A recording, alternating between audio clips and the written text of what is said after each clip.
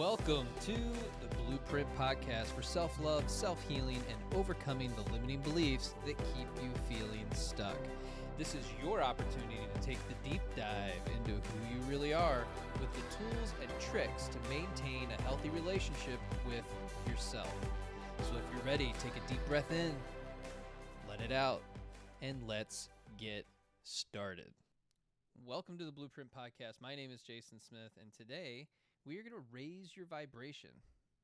Raising your vibration can be confusing at first with all the chaos going on in your life right now and sound out of balance or alignment, but let's break it down a little bit further.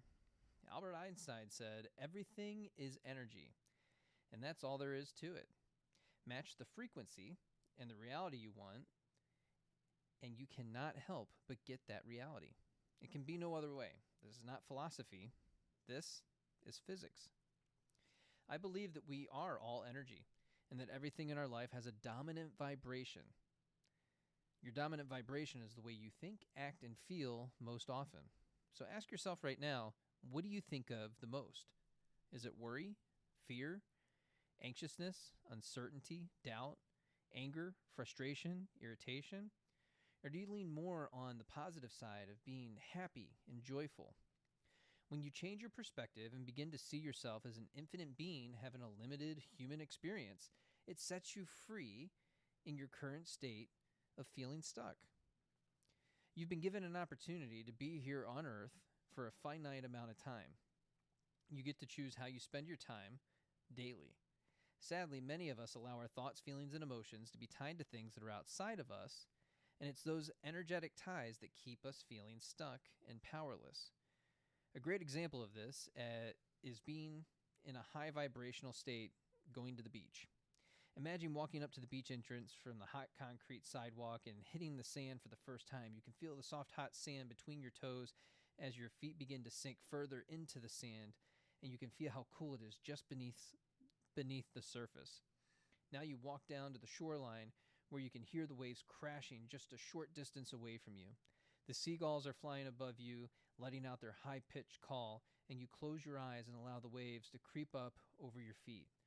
The water is cool and refreshing, and the water pulls back into the ocean, and you can feel your worries, fears, and anxiety being pulled away with it. You have just moved from your sympathetic nervous system of fight, flight, or freeze into your parasympathetic nervous system of rest, digest, and heal.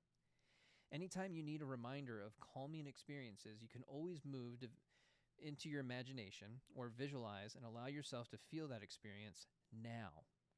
This is an opportunity to begin to write your story. While visualizing, allow the emotions to come up for you and allow them to wash away each time the ocean creeps over your feet slightly and just pulls the negativity away. This is you letting go of what no longer serves you. The following are my top 10 ways to raise your vibration. Number 1 is gratitude. Showing gratitude for all things in your life, knowing that everything is temporary and that people will be a lesson or a blessing in your life. Be thankful for both. Number 2, service to self or service to others. This is great when you struggle to find your purpose, but you have to determine what you need. When you serve yourself, you are looking to improve areas of your life and focus inward, which allows you to also serve others in return.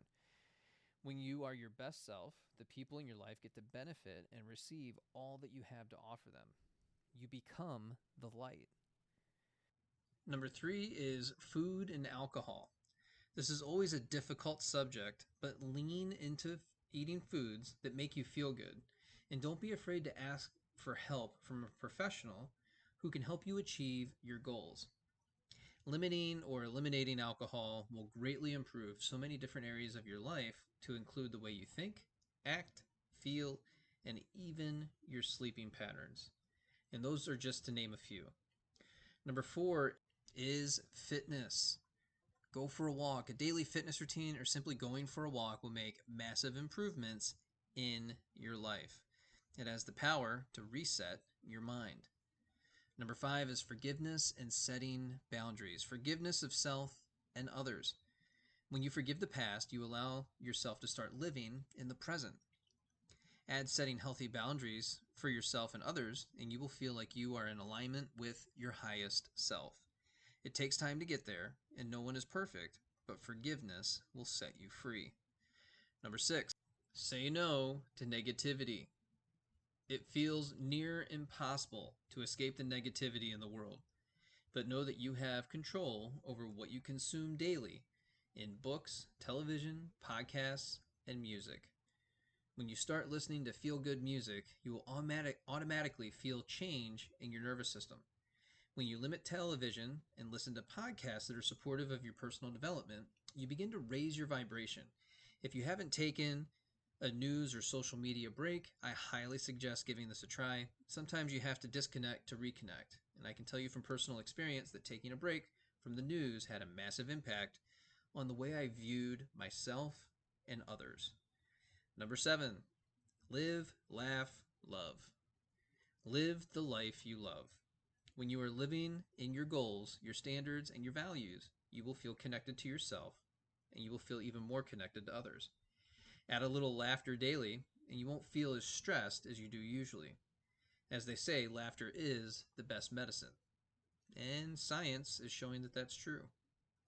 Number 8, meditation and breath work. Joe Dispenza has my favorite 15 meditation that you can grab on YouTube. Go check that out. It's a 15-minute morning meditation. In just a few minutes each day, you can bring yourself back to emotional center. The daily breathwork practice has the power to increase your energy, eliminate brain fog, and give you the power over your nervous system when practiced regularly. Number 9, high vibe people. You are the sum of the top 5 people you spend your time with, and it's easy to get defensive when this statement gets made because we want to stick up for the people in our lives. But you have to ask yourself if those same people are getting you closer to or further away from your goals. Start asking yourself how the people in your life make you feel. They may even be great people, but are more of a distraction from your goals and don't support you in the way that you need it. Stop settling for good when you can have great. Doesn't mean you have to leave them behind, but you do have to limit your time with them and spend time with people who are growth oriented. Number 10, empathy and kind candor. In Gary Vee's book, 12 and a Half, he speaks of empathy in the workplace and other areas of your life. It's the ability to understand and feel what another person is feeling. When you realize everyone is fighting an unknown battle internally, you begin to exercise a little more compassion. Kind candor is being able to have tough conversations with people while exercising kindness. How can you tell someone something that needs to be fixed about their work, attitude, or productivity, but do it in a way that allows you to stay within your own values and boundaries? If you like this episode or it brought you value, make sure to rate and review the show on Apple Podcasts and Spotify. And feel free to share the show on your social media and tag me in it on Instagram at jbirdfit. See you next time.